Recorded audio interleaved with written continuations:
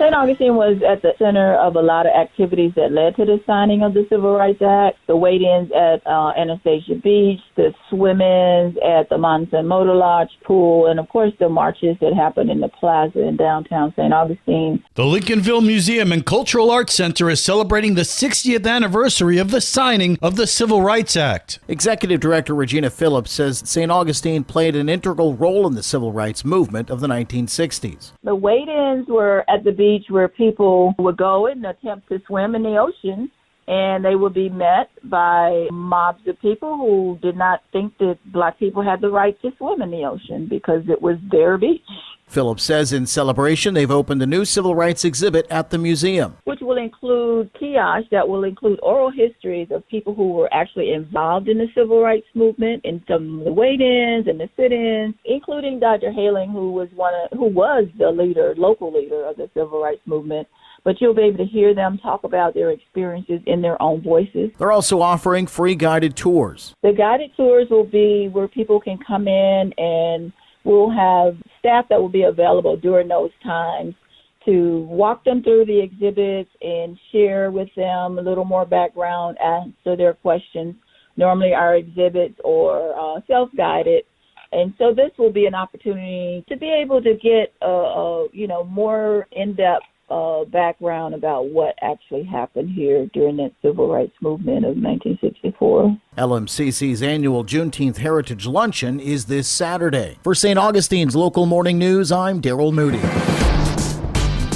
This local news is a service of your hometown Toyota dealer, Beaver Toyota, US 1 St. Augustine, here to wow you. A famous vessel is departing St. Augustine today. Neo Trinidad, a Spanish vessel, is scheduled to depart from its harbor today. St. Augustine Harbor Master Eric Malden has been here since the beginning of February.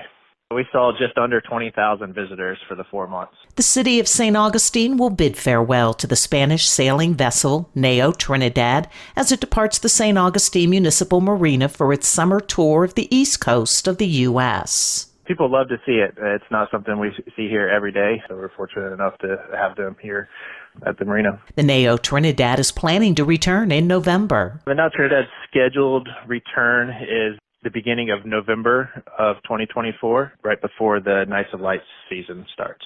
The Neo Victoria Foundation is a nonprofit entity specializing in promoting and spreading historical events, which are supported by the construction of historical ships that are sailed throughout the world's ports. The vessels are a powerful, unique, and attractive marketing and educational platform that have been used successfully to support great world events during the last 10 years. For St. Augustine's Local Morning News, I'm Karen Johnson. The citizens of St. Johns County are upset with business as usual, and we've heard them, and we are working and fighting so that business as usual is changed to the people's business. That's St. Johns County Republican Executive Committee Chair Denver Cook after last week's endorsements. He spoke to Liz Ryan. He told me what an REC endorsement means to a candidate's campaign.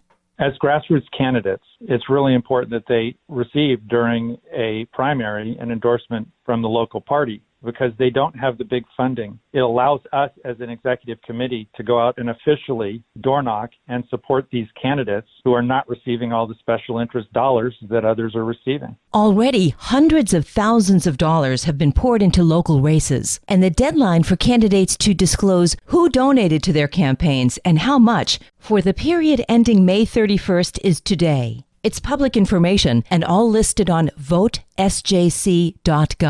These are the candidates the REC has officially endorsed. Mara Macy for U.S. House of Representatives, Jerry James for Florida Senate, Kim Kendall for Florida House, Anne Marie Evans for County Commission District 1, Clay Murphy for County Commission District 3, Ann Taylor for County Commission District 5, Francis Cummings for School Board District 2, and Linda Thompson for School Board District 5. So what happens now? Well, chances are you'll be getting a knock on your door. We have qualifying on the 10th to the 14th, and after that, there will be a lot of door knocking and grassroots works, both by the candidates' campaigns, but also by the executive committee going out and spreading the word on these endorsed candidates in the primary. We would like everyone to get out and vote in the primary on August 20th. It's super important. And more importantly, after that, as we move forward to vote in the general election so we can get our President Donald Trump elected in a landslide. For St. Augustine's Local Morning News, I'm Liz Ryan. And now you're up to date with St. Augustine's Local Morning News. I'm Rich Carroll.